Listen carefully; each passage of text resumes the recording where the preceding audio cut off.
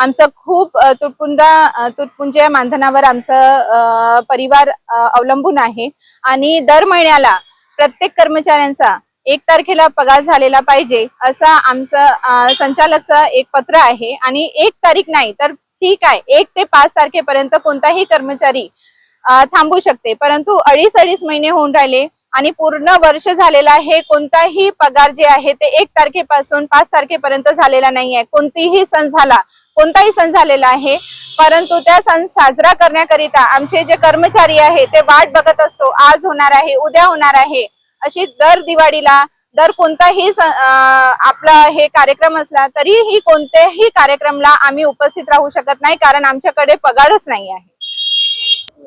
आमची हे मागणी आहे की आमचा पगार तर बरोबर 1 तारखेचे 5 तारखेपर्यंत दरम्यान प्रत्येक महिन्याला झाला पाहिजे।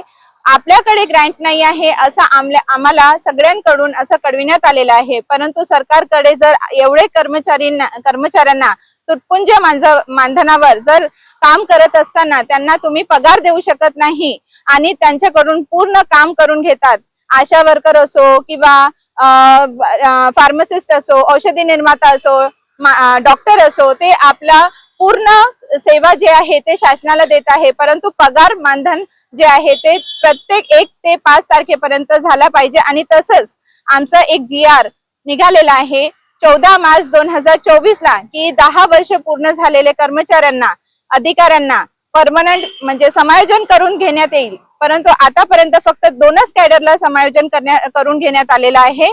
तरी आमचं काय, आम्ही कधीपर्यंत वाट पाहायचं? आमचं 14 वर्ष 15 वर्ष 16 वर्ष झालेले कर्मचारी वाट बघत असतो, आमचे वय निघून राहिले, कधीपर्यंत आम्ही वाट बघायचं?